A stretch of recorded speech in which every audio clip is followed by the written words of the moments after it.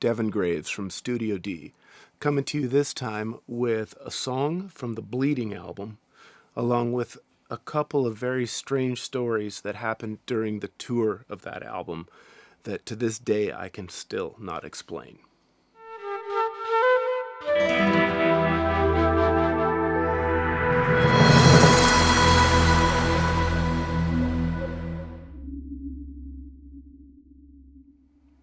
The Bleeding tour was actually separated into two separate tours, reasonably close to each other, separated by a couple of months.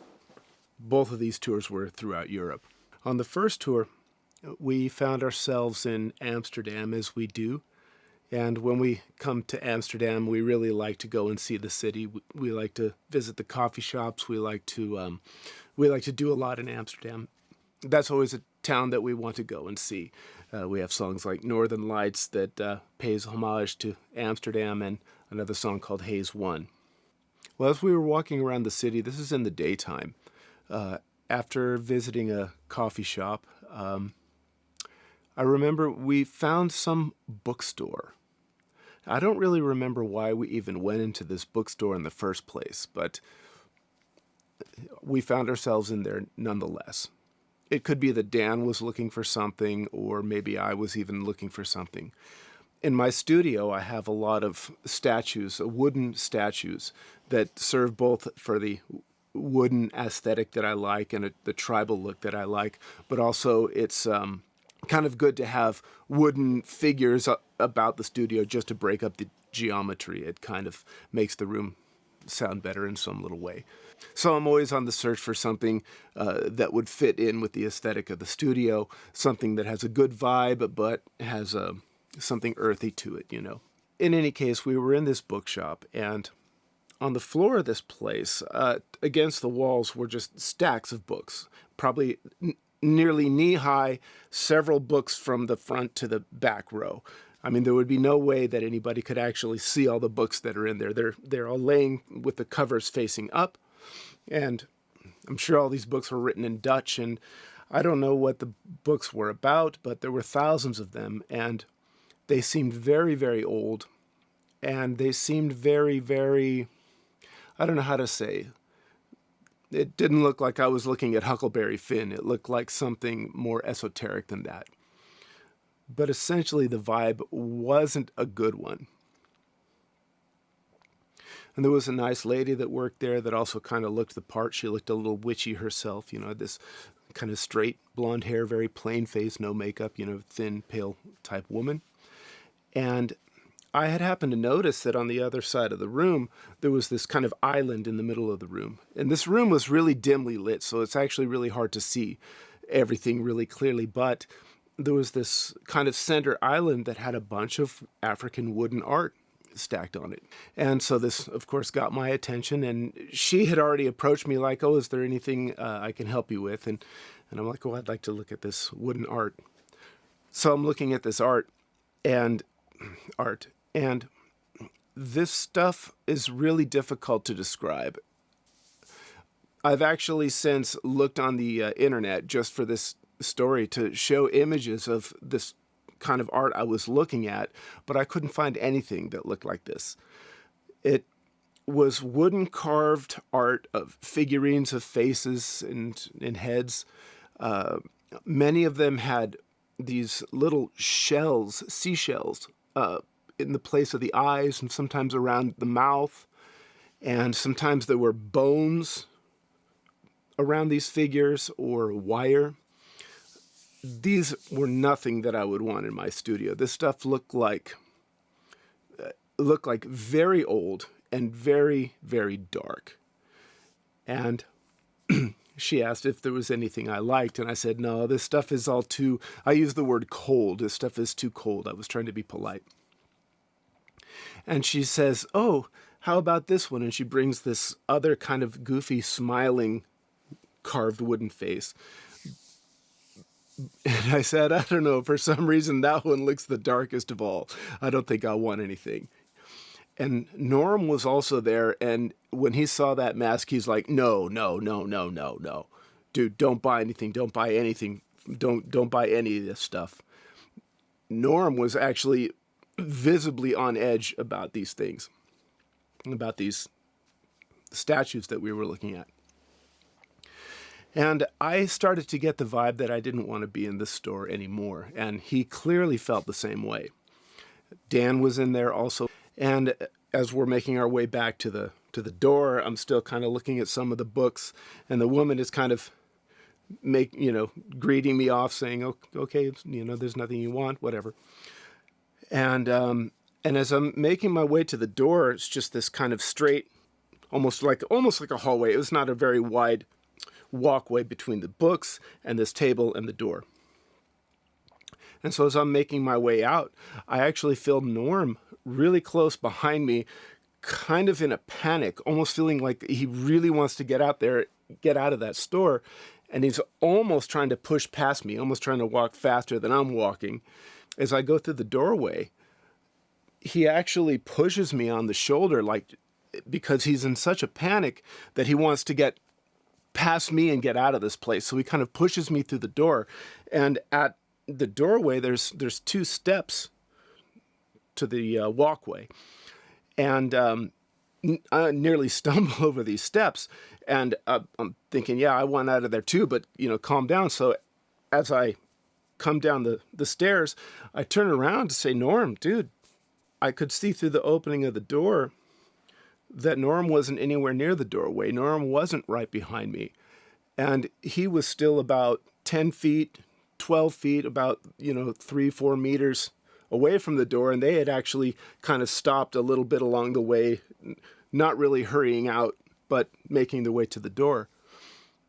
And I can't really explain what it was that pushed me out of that room, but I was definitely physically pushed. Throughout the rest of that tour, whether we're on the bus, Norm keeps asking me, dude, you didn't buy anything, right? You wouldn't lie to me, right? Please tell me you didn't get anything from that store, please. And I'm saying, dude, I wouldn't want anything from that place. Trust me, trust me. Even to when we were getting on the airplane to leave, he's like, dude, tell me now. If you have anything from that store, please tell me. Don't bring it. Trust me, I don't have anything. The next time we came around on tour and found our way in Amsterdam again, for some reason, I wanted to bring the guys again to this place. I think there was one of us, maybe it was Steve, who hadn't seen this place. Maybe I had talked about it. I don't remember why we would even want to go there again. And this was just a few months between the first tour and the second. Not a lot of time passed when we found this place, but it had broken windows, completely empty. It looked like it hadn't been functioning in years. Yeah, I don't know what happened to that place, what happened to all those books, or how it fell into such ruin in such a short time, but that place exists no more. This story is from the same second tour for the Bleeding album. Toward the end of the tour, we ended up playing in Vienna, Austria, at a place called Libro Music Hall. It's got a different name now. I think it changed its name 2 or 3 times since then. But it's a pretty nice place. Very big, powerful PA system, which is kind of relevant to the story. I'll give you a little layout of the land here. So we have a pretty good sized stage, and then there's a barricade about 2 meters out from the stage. And the stage is about 2 meters up off the ground, maybe a little less. And in front of the stage is the left and right speaker columns. They go from the floor up on up. And as we come out playing, I'm singing, doing my thing, and the band's jamming along.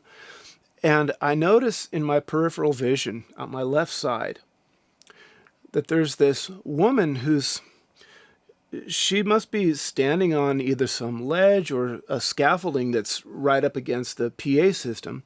And I see this woman peering out, leaning away from the speaker and watching me. And she has black hair about down to here. She's wearing a black dress with these long flowing sleeves. And she's peering out. She has this real pale skin also. And I see this in the corner of my eye. She's peering out, so I look over at her, and when I look at her, she looks surprised and then just ducks out of sight. And so I don't think that much of it. It seemed a little strange, but I keep singing, and then lo and behold, this woman's peering out and watching. And really watching and looking directly at me. At least that I feel her eyes directly on me. And so I look again, and she looks scared to see me, and once again, ducks out of sight. This keeps going on throughout the whole show, and in fact, I start wondering, is she doing this on purpose? Is she like playing a game with me or something? Why doesn't she want to be seen? Why does she keep hiding? And I'm also thinking, why would anyone be standing with their back straight up to this speaker column? This must be just bombarding her with decibels. This would be crushing volume. And nevertheless, this keeps happening over and over throughout the entire show. And when we're playing, I believe it was Into the Everflow, because I remember it being this really, like this high point. And she's leaning out so far. Really, really, really leaning out. And it almost looks like she's trying to get my attention by how far she's leaning out. And then I look over again, and of course, boom, she always looks startled and hides out of sight. And when she's back like this, I can no longer see her. But I can see her hair swishing and her sleeves swishing in the well, not the breeze, but in the motion. And so I can make out pretty good what she looks like, even though my actual eye contact with her is really, really short and only her moving out of the way. But I always lay eyes on her, and she's always there in the corner of my vision, peering out. And this was just something I didn't understand, why this person was so afraid for me to see her. Either she was shy or she was playing games. I couldn't figure it out. Well, at the end of the concert, after we go backstage and shower off and do whatever we have to do, we always make it a point when we can to kind of go out to where the audience was and talk with whoever is still there. And this is what we were doing at the time. And I remember talking to some audience members, signing autographs or whatever. And I happened to turn back and look at the stage. And what I saw really puzzled me. The speaker columns ran from the floor to, well over the height of the stage. And where I saw this woman standing, she would have been at the same level that I was. I was being about 2 meters off the ground, that whatever scaffold she was standing on would be about the same height. But there was no scaffolding there. There was no ledge. There was no way that a person could even be standing there, let alone get behind the barricade and climb up the speaker system. And even if she was holding on, like a monkey holding onto the grill, there would be no place for her feet. Even if, imagine if she was kind of wedged her feet between the stacks of speakers or something. There would be no way that she could do this motion where her hands are free and she turns her back against the speaker. There would be no place for her feet to be. So to this day, I can't explain what I saw. And I just wonder if any other bands, there's a lot of audience of Psychotic Waltz that are members of other bands. And if anybody has ever played this Libro Music Hall, and if anybody has seen this Lady in Black, let me know. This is a mystery I'll just never understand, and this is a story I tell quite often. In light of these stories on this tour, I'm going to play for you an acoustic version of the song Faded. This was a song from the album Bleeding. There will be a link in the description below to where you can see the original version, the original video, if you haven't seen it already. That came out in 1996, 1997, and I'm sure if you're fans of mine and you're watching me, you probably already know the song, but you can check it out. This version you're going to hear now is completely reimagined. The music is completely different. I took the vocal melody and I wrote a whole new chord progression underneath it to support what I think makes a good acoustic song out of it. So I hope you enjoy it. I'm recording it a little differently this time. Instead of using my nice Neumann microphone and my Schoeps microphone on the acoustic guitar, there was a recording I did where I started to notice some phase problems, some problems with the sound. If I'm singing loud or playing loud, the sound from the guitar going into the vocal mic and the vocals going into the guitar mic were actually creating what's called phase cancellation, and it was causing some problems. So I thought I would try it a little simpler this time. And I'm using this microphone, which was given to me from a studio client, a guy named David Sparksville. I recorded an album for him a few years back, and he gave me this as a gift. This is from a company called Ear Trumpet Labs, and this model of microphone is called Louise, and this is designed for capturing ensembles. You can have a whole ensemble of people, and as long as you position them in the right locations in proximity to this microphone, you're going to get a beautiful polished sounding mix with this one mic. And I use it for my own acoustic performances. I set this one mic about a meter away from me, and then I play and sing, and I can move about within reason, and it picks up a beautiful consistent sound wherever I'm standing. It might not sound quite as good as the Neumann and the Schoeps in concert together, but it might sound better without the phase cancellation. So let me know what you think of the sound. I do like it that it gives me some more freedom of movement because I'm not right up on the mic and it's not so sensitive about every move I make. And so it makes for a little better of a performing environment.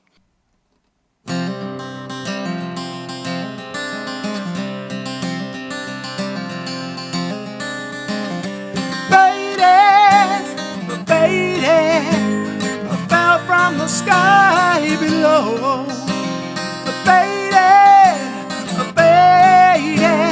from the sky, you know, crashing through the darkness, fly on the wind of my soul, hover, hummingbird, UFO, beautiful.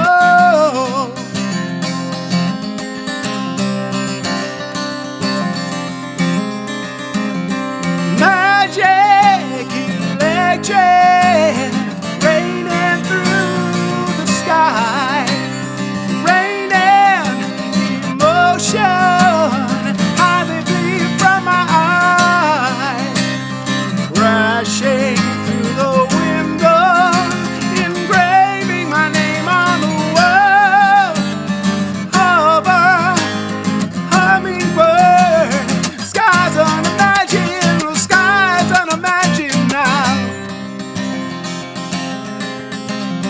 Blind confusion in the air, but there's something there, there's something there, beautiful.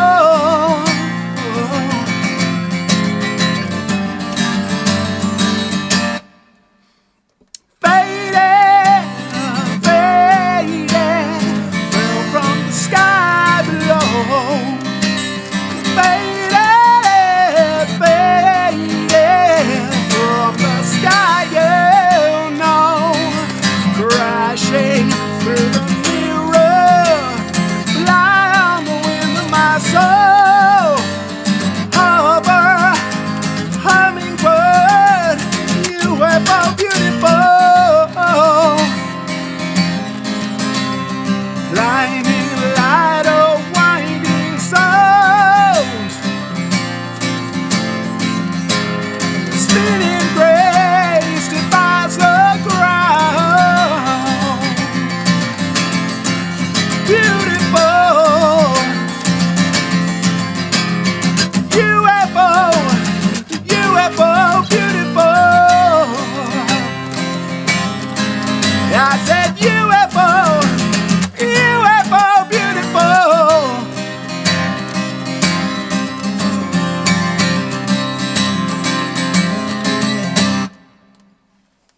Let me know what you think of the sound. Let me know what you think of the stories, and I have more coming up for you. I did want to say one thing. Unfortunately, the Psychotic Waltz Facebook page was hacked and deleted.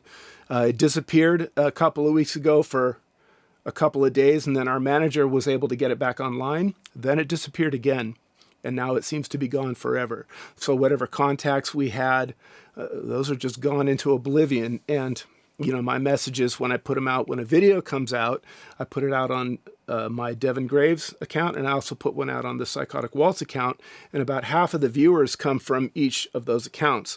And now I've realized I kind of lost whatever viewers were coming from the Psychotic Waltz account. And I see how easy this could happen to me again, and I could lose you all. So if you subscribe to the channel, you'll at least know when videos coming out that way.